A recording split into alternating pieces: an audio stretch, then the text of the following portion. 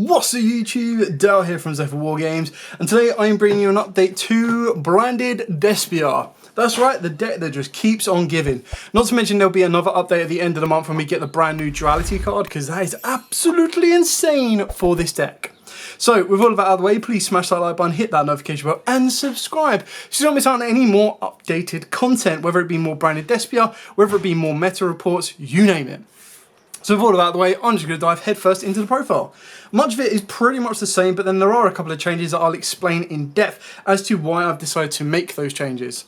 So we do go with triple Aluba, and we are on 2 full Navalbaz. I keep bouncing back and forth between 2 and 3, 2 and 3. I'm now trying it back out at 2 to see how it works and if it works just as well for me. 3 I was seeing a little bit too much, but in the right matchups it was putting in a lot of work. So it's kind of give and take, which is why this is testing. We've then got the one Tragedy and the one Ad Libitum. A lot of people are like cutting Ad Libitum. I still think it's an incredibly good card. Like the power of being able to get a double summon off of the back of this is absolutely insane. Yes, you do run the risk that it is a level 7 brick, or technically level 8 brick, but you still, like its effect is still absolutely insane. So I think it'd be crazy to cut it if you've got the space to use it. Then we've got 2 Cartesia and the single Quem. I've seen people starting to play 2 Quem. I haven't brought myself around to playing 2 Quem as yet. I think Cartesia is more important. I think it's just such a good card. Whether you actually recycle it in the end phase or you bring it back with Quem, the only time you really lose Quem is if you don't decide to keep it on the board and protect it. Or they banish it and clear it off completely. So I feel that there's a much easier way to kind of contain the Cartesias rather than double Quems, but that might be something that changes again in the future. The one Macoria and of course the one Albion. Now again with the cards that are coming out at the end of the month in Battle for the Legend, the duality, you're going to get quite a bit, like there are a couple of little funny texts you can kind of tag out Albions into stuff as well. So I'll definitely be keeping an eye out for that when they come out, and we'll update the profile again. For the Bestials, I'm still on the one Lubellion and the one Saranir. I'm not entirely sold by these as much anymore.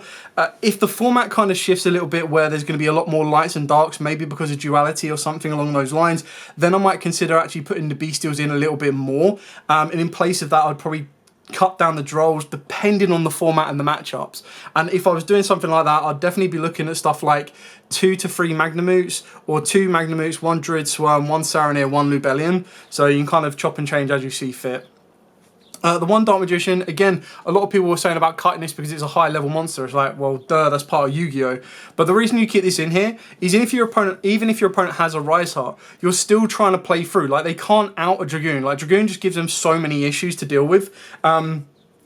It's incredibly important. Now, obviously, when duality comes at the end of the month, for those of you that don't know, you tribute a light or a dark monster, and then you get to special summon a monster from the extra deck, which is the opposite attribute, so light or dark, but the same level and the same type. So technically, you can cheat out Dragoon because you can actually use it on wherever it may be, the Dust Dragon, because Dust Dragon is a light spellcaster and Dragoon is a dark spellcaster, both level 8s. So basically what you do is you activate duality on top of the Dust Dragon and then turn that into Dragoon for like pretty much free. And then you still have this in the graveyard ready to go. So you no longer need to be playing the Dark Magician unless you want that pop and burn effect off of the Dragoon. For the hand traps, we are playing triple Ash Blossom alongside triple Droll. I wouldn't say draw is questionable, but it's something that may not need to be in the main. It depends on your local environment or the environment that you're taking this to. If you're going to like regionals or higher, there's probably going to be a lot of decks that struggle against draw. But if you're going to like a locals where you're like, okay, well, not a lot of people are playing meta, like the highest ranked deck is probably going to be something like a branded, then you can actually swap out your draws to stuff like Bells. And then the fun hand trap is triple Imperm. Like, the card's so good, especially if you're locked under a Floodgate. I think that's one good thing that we have a decent matchup against Virtual Vanquish Soul, is like Imperm, like Tikaboo doesn't really affect us that much. And then being able to Imperm a column can sometimes be really, really helpful. So I think that's a really good matchup for us. So that's it for the monsters and then obviously the respective hand traps. Moving on to the spells, and my god, I cannot wait to get this as an ulti. Sad it won't be ulti until after Euros, but triple branded fusion, you know, pretty standard on that one. Triple branded opening, again, pretty standard on that one. Triple fusion deployment, not much more needs to be said about that. Double Nadir Servant, I think 2's enough. Like, you could play 3 if you want to, but 2 just works out just fine for me. 1 Bradley Lost, branded in red. Gold Sark for Macoria and Tragedy, Foolish for Lubellion, Tragedy, and can be Macoria if you've got a Lubellion, a Saronir in the hand. One Call by the Grave, and then the one Retribution. So all pretty standard on the spell and track lineup. I think it's rare that most of this changes. Like sometimes you'll put in Branded in White, sometimes you'll put in Branded in High Spirits, and sometimes neither, like this one. Moving on to the extra deck, of course, double Mirror Jade alongside double Albion. The extra deck is pretty cookie cutter standard, so Titaniclad. I still play the one Rimbrum. I still really like it. I feel that a lot of people are cutting it. I feel that a lot of people forget about its bounce effect, which is really nice, and the revival effect for Albaz can be really, really cool during your opponent's turn as well. And then, of course, you've got the one Albion Sanctify. So in the main deck, because we're not actually main decking the Gimmick Puppet lot now, we've actually gone, well, let's change this up a little bit. You can still bring back your stuff like your Dragoons. You can still bring back your cheesed out cards and everything else. So it's still good. It's just one of the ones where it's like, well, unless I absolutely need to, I don't need to change it. And then it's there for when you do side in Gimmick Puppet, because being able to successfully resolve that lock is near enough an auto win. One Lubellion, one Albulanatus. This is purely because there are Dragon Links running around everywhere right now. The fact that it got to the final in the French Nationals, and then like they can't, I wouldn't say they went unscathed from the ban list, but they're definitely very, very strong right now. So, and that'll be another deck that could possibly benefit from the Duality card towards the end of the month. And keeping in mind that Duality card drops just before Euros, so it will be legal for Euros, which is interesting. The big change is I've now gone to 2 Dust Dragon. I now need to get a second Starlight, big cry.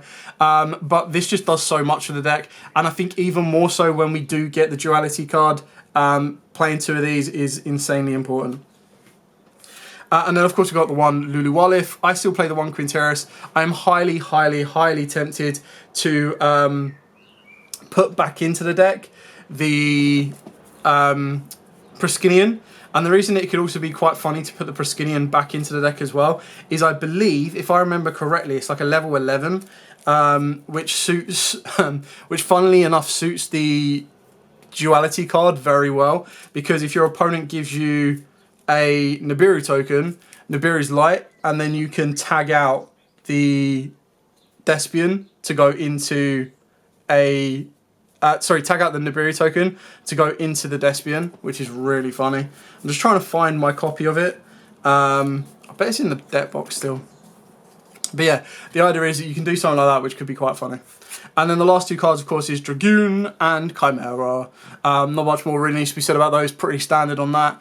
Chimera still puts in a lot of work. A lot of people undervalue it, forget about it, and it does do its job. And then Dragoon, like I said, in certain matchups, you won't summon it every single game. Like, more times than not, your normal board of stuff like Mirror Jade is enough to deal with it.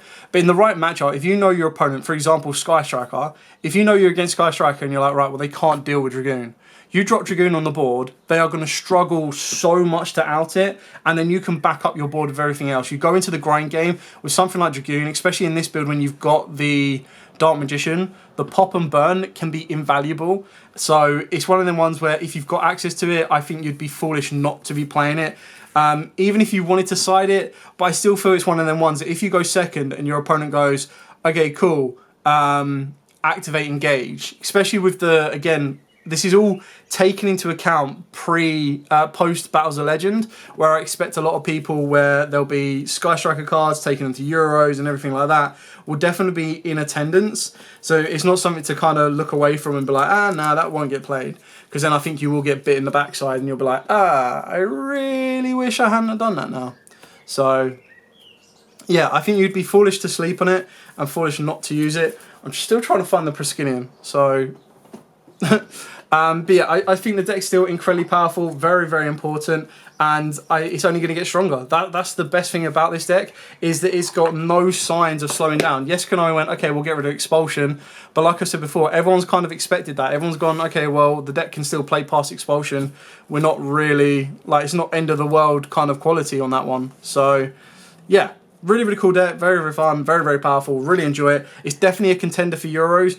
I haven't seen any that have, I know that a couple of top regionals lately, but I haven't seen any that have topped like a Nats, but I could be like got first place at a Nats or anything like that. I could be mistaken, I just haven't seen one. As I've been looking around, most of them have been like regional first places and everything. But yeah, the deck's definitely here to stay. It's definitely one that if you sleep on it and you're like, I can deal with branded quite easily, you will get bit in the backside, and it's going to be interesting to see where it goes from here. But for now, thank you so much for watching. Don't forget to like, comment, subscribe, share. Till next time, as absolutely always, stay safe, and of course, happy dueling.